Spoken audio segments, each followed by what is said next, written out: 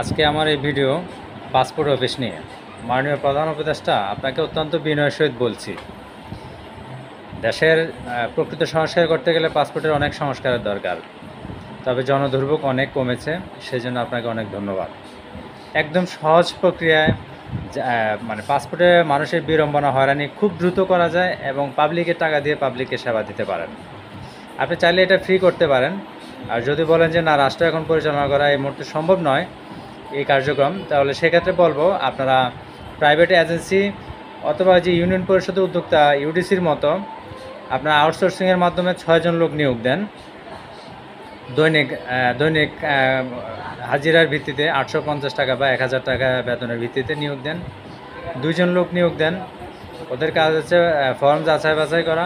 2 জন লোক নিয়োগ দেন ছবি তোলার জন্য, 2 জন লোক ডেলিভারির জন্য, এবং একজন ওই যে টোকেন যে স্ট্যাম্পিং করা হয়, এই 7 জন লোক আউটসোর্সিংয়ের মাধ্যমে নিয়োগ দেন দৈনিক 1000 টাকা বেতনে। প্রত্যেক গ্রাহককে আঞ্চলিক পাসপোর্ট কর্মকর্তার ব্যাংক অ্যাকাউন্টে প্রতি পাসপোর্টের জন্য 10 টাকা করে পেমেন্ট করতে হবে। সেক্ষেত্রে এটা ক্যাশ হতে পারে, সেটা সোনালী ব্যাংকের মাধ্যমে হতে পারে, সেটা বিকাশ নগদের মাধ্যমে হতে পারবে। এটা রাষ্ট্রীয় কোনো হিসাবের প্রয়োজন নেই। এটা আঞ্চলিক কর্মকর্তা, তিনি এই ক্ষমতার অধিকারী হবেন এবং দুর্নীতি করার কোনো সুযোগ নেই।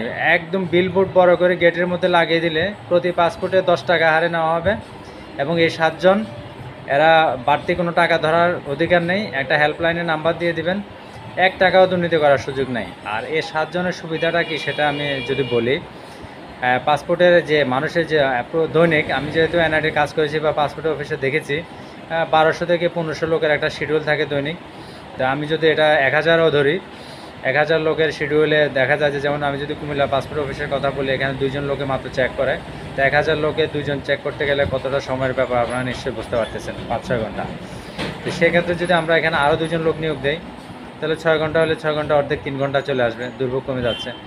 সেম ছবি তোলার ক্ষেত্রে যদি আমরা 2 জন আরও লোক নিয়োগ বাড়ায় দেই, কমে যাচ্ছে। এরপরে পাসপোর্ট ডেলিভারিতে যদি ওখানে 2 জন দেয়, আরও কমে যাচ্ছে। ডেলিভারি রুমে একজন ভদ্রলোক আছেন, উনি সিল মারে, ওখানে যদি আরও একজন লোক নিয়োগ দেওয়া হয়, এই 7 জন লোককে নিয়োগ দিলে অনেক অনেক অনেক জনদুর্ভোগ কমে যাবে। এখন লাভ কি আমাদের? আপনি বলতে পারেন রাষ্ট্রের লাভ হচ্ছে এই, কর্মকর্তাদের অতিরিক্ত চাপ, কাজের চাপ কমে যাবে।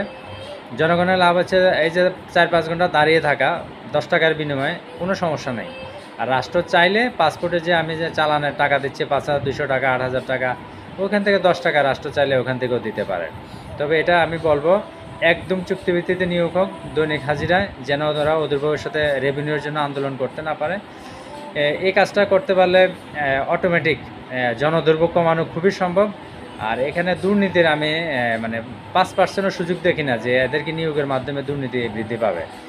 তো মাননীয় প্রধান উপদেষ্টাকে অত্যন্ত বিনয়ের সহিত বলবো, আপনার সংস্কারের মধ্যে পাসপোর্টের এই বিষয়টা খুবই গুরুত্ব সহকারে বিবেচনা করবেন। পুলিশ ক্লিয়ারেন্সের বিড়ম্বনাও কমে গেছে। এটা করলে আপনার পাসপোর্টের কাজটা আপনাদের শেষ হয়ে যাচ্ছে। ধন্যবাদ।